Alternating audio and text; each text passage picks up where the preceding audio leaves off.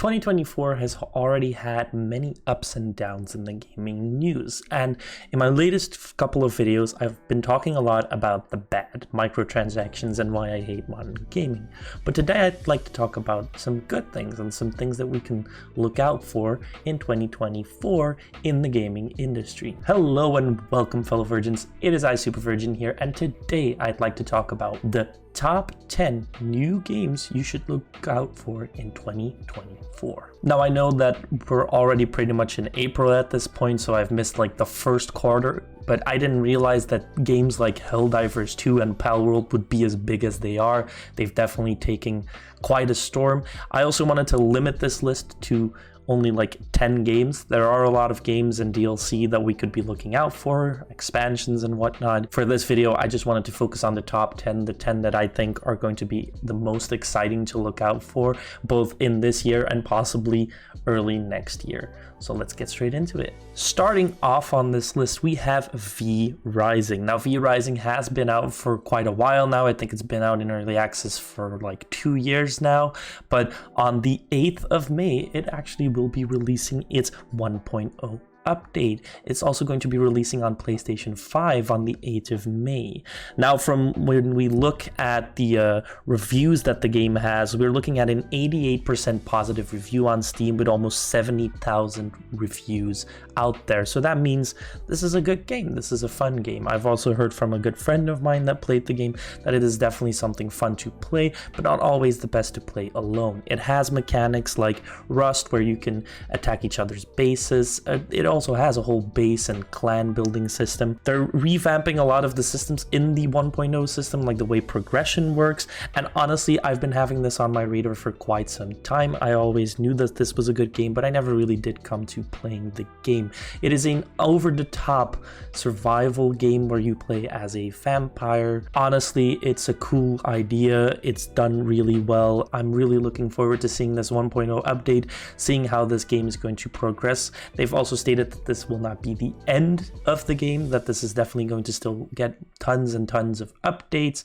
as the time progresses and as they give out these big little expansions and whatnot. So definitely something to look out for in honestly almost a month's time. Next in line, we have Frostpunk 2. Now, Frostpunk takes the global warming situation and just says, what if this would mean the end of the world, that we would be in a forever freezing time? And the original game was really fun. It's a strategy game, survival game. You go on expeditions, you try to survive, gaining heat, gaining meat, gaining whatever the hell you can get, and trying to build a colony as it grows, get more people involved, and this and that. Now, it's getting a sequel on the 25th of July 2024. Gameplay wise, it's looking pretty much like it's going to be the same, but just more branched out, more precise, more choices. This was definitely also a big part of the first game, making these choices, seeing like, what should we do? Should we let these people die? Should we make a graveyard? Should we let the bodies rot somewhere? There were a lot of different examples that I can give you here, but I think you get the point of what I'm trying to say here. There was a lot of choices, and it was definitely something to look out for when it releases on the 25th of July. The next exciting game that I'll be talking about today is Black Myth: Wukong, which is a bit of a special one. It is very much a lot about this mythology. The story is very weird. I don't know exactly how this all works, but of course you play as Sun Wukong. I'm really excited to see how this game pans out. It is definitely something that's been on my radar for quite some time, and I think a lot of people's radars. I'm really excited to see whether or not this is going to be a lot like Elden Ring or Dark Souls or Sekiro, which is probably the thing that comes closest when it comes to the mythology and whatnot. But I think it's either going to play a lot like that, or it's going to play a lot more like God of War, where you battle these big creatures and it's all in mythology. So either way, I think it's going to be a banger of a game, but I guess we'll have to see when it releases on August 20th this year. Another great game to look out for. Now, a personal favorite of mine is Stalker 2: Heart of Chernobyl. Now, this game Oh my god, I've been waiting so long for this. It's been getting delayed so many times because of course it's made in Ukraine and the war and whatnot has had its impact on the development of this game. Now, Stalker itself, I have played the previous games, although not that much. I'm currently really into Shadow of Chernobyl and playing that one, but it's definitely something that you should be looking out for. It's basically Fallout, but different, and considering we haven't had a proper Fallout in quite some time, this might actually be the banger we need in the RPG games. It'll be releasing somewhere in September of this year, but maybe it might still be delayed. I'm hoping it doesn't. It's been getting delayed way too many times, but honestly, I can't blame them. If they deliver something that is absolutely spectacular, which I hope they will, then I don't think we can cry or say anything bad about this. I'm looking forward to this game so much, and I hope you are as well. It is definitely a bit more of a niche game, so I hope a lot more people will be into this one with the rise of Escape from Tarkov and things alike.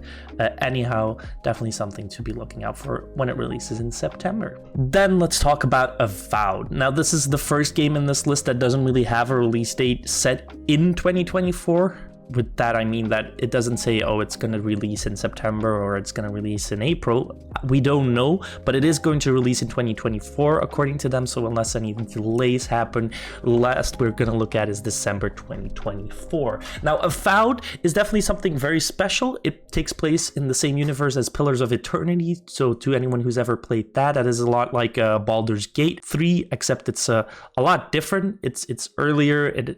It's basically the same type of game, but of course it's made years before, so it's not the same type of quality. Still definitely something to look out for. If you're interested, definitely check out Pillars of Eternity, but this is now a first-person RPG made by Obsidian, and if you don't know who Obsidian is, they're the masterminds behind the best Fallout, New Vegas. They're also the insanely talented people behind the Outer Worlds, not to be confused with the Outer Wilds. Now, the gameplay wise, this is looking very fun. Again, the RPG market hasn't had many great bangers because of, Bethesda not actually being that good anymore. Now, I don't want to get too deep into that. Like I said, positive. Avowed looks good. It looks really great. It looks like it'll be an absolute banger of an RPG. I hope they progressed on the success they had on the Outer Worlds, and I guess we'll have to see. Then up next, we have Senua's Saga, also known as Hellblade II. Now, Senua, the games Hellblade, they're very special story-wise. It's definitely a woman with lots of different voices in her head talking about a lot of different stuff. I played the first one for a couple of hours, never did come around to finishing it. I might actually, when the second one releases, I tend to do that when a new game releases, but gameplay-wise, it's looking very good. Story-wise, it's also very interesting. I can't deny that it doesn't interest me at all. It's a bit more of a niche game, but I think anyone who's seen the recent trailers in Summer Game Fest or whatnot also has some sort of interest peaked, at least to see whatever the hell that it is. So it's definitely something to look out for. It's been set to release in 2024, but again, we don't know when this will be. I hope it'll be sooner rather than later, and I hope we won't see any delays, but definitely something to look out for when you're looking for something a bit more like, let's say, God of War, but still a lot different story-wise. It's a lot darker, it's a lot different. The color palette is a lot more condensed than when you look at God of War, but something that we should definitely look out for when it releases somewhere this year. Now, coming up next, we're switching it up a little bit. I didn't want to just leave the last ones to always be like, oh, somewhere 2024. So next one is something that I'm very excited about, Hades 2. Now, Hades is an absolute godlike, yes, that's pun intended, godlike roguelike, and it's insane how fun that game actually is. Definitely check it out. If you have not yet played that game, it is definitely worth the play, not only for the gameplay, but also for the story, the mythology, everything surrounding it. It is an absolute banger of a game, and it won't take too long before it will be releasing its next game. Hades 2 will actually be arriving in early access in summer 2024, which will make you Battle Beyond beyond the underworld using dark sorcery to take on the Titan of Time, also known as Chronos. Now, Supergiant Games have put themselves on the map with Hades, and I'm sure that we can expect the same, if not better quality than that we had in Hades when Hades 2 arrives. It will, of course, be in parts. We won't be able to do the whole roguelike from beginning to end as the game progresses, but it's definitely something to look out for Hades fans or for roguelike fans. So definitely check it out if you haven't already played the first one, and let's see what it says in the summer of 2024. Seeing as we talked about Stalker earlier, we also have something coming up in 2024 called Into the Radius 2. Now, Into the Radius is basically, I can't describe it better than just Stalker in VR, except the enemies are a lot less, humans and monsters, and just a lot more like dark shadowy figures. Some are like dark shadowy head crabs, some are like just humans with guns and whatnot. It's definitely a very cool game. I've played the first one in VR quite a bit, and it is definitely something, it's realistic where it needs to be, where you actually need to reload your guns and keep everything in check. It's got a very cool inventory system. There's not a lot that can be seen into the Radius 2. Doesn't have a lot of content there. There's just a few pictures available. The quality just looks like way better, so I'm expecting pretty much everything they've learned from Into the Radius 1 to just be put in there and be done better, while also, of course, making graphical and gameplay enhancements. So definitely something to look out for people who are into VR or have a VR system. It's definitely something very fun. If you haven't already, check out the first one.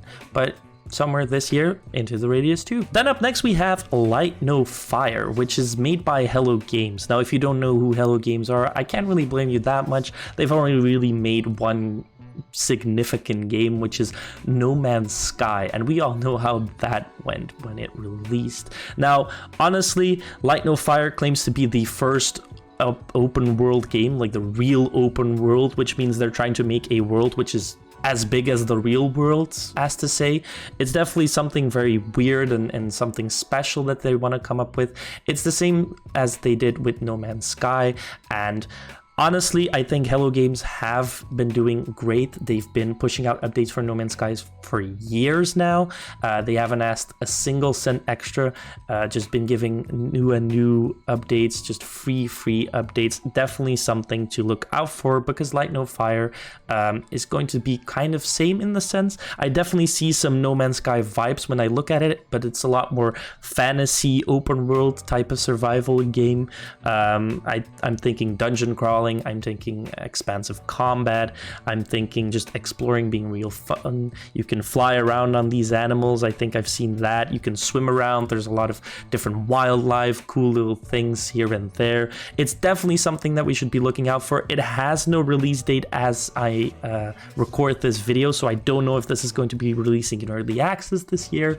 It might be next year, but definitely something to look out for when you're looking at survival games or open world games, when you're into games like Valheim, or maybe even just No Man's Sky, because honestly it does give that vibe, even if just a little bit. It came out of nowhere, but it's definitely something I've been looking forward to. I'd like more news, but still, here it is, Light No Fire, coming out whenever. And then last but definitely not least, is not really a game, but it's more like a DLC for a game that of course won Game of the Year, which is Elden Ring Shadow of the Earth 3. Now, this trailer dropped for this DLC, and as we can tell, it is just an expansion. Anyone who's played a Souls-like game knows that expansions in the Souls universe means just more of everything. More enemies, more bosses, more weapons, more armor, more areas, and I'm looking very much forward to Elden Ring Shadow of the Earth 3. Now, the details about this DLC have yet to be revealed. There's not a lot we can tell, except of course do a deep analysis of the trailer, but as we know, From Software tends to just be silent about their game. Elden Ring, as I was hyped for it for years before it really got its hype train as much as it did when it released, was definitely something that I had been looking out for years, so we might actually be looking at next year, 2025, before this will ever release. We might be looking at 2024, somewhere this year. Honestly, we don't know. All I can really tell is that From Software is going to deliver. They're probably going to deliver an absolutely amazing expansion for Elden Ring, as they delivered Elden Ring themselves. They're going to be trying to outdo themselves. They're going to be doing great, and it's definitely, for anyone who was fan of Elden Ring, which is pretty much the majority of people watching this video, definitely keep it in mind that there's a DLC coming, and that you're going to have a lot more fun, a lot more hours put into that game, where you actually do enjoy the game a lot. And that was kind of the list. So I know this is the first time for me making lists like this. You might not know my channel that much. I am a smaller channel after all, but I hope you did enjoy it. I hope I did bring enough information or bring attention to certain games that you didn't have your attention on just yet. These are definitely 10 games I'm going to be looking out for. Definitely going to keep on my radar for when updates about these games do arrive, and I hope you do too now. But what do you think? Do you actually think that these are 10 games that you're also going to be looking out for, or did I miss any? Do you think, oh, maybe next month some cool game is going to come out? Definitely let me know down below in the comments. I love to read what you guys have to say. And as always, if you did make it to this part of the video, leave a like and subscribe to the channel for more. I could make more lists like this where I talk maybe more in depth about certain games. I know I kept pretty much surface level on each and every game I talked about today, but it was just more of a summary of like, oh, look at this game, oh, look at this game, and just a little bit of detail of each game. Anyhow, I hope you have a great day. I hope you enjoyed this video, and I hope to see you in the next one. Bye bye.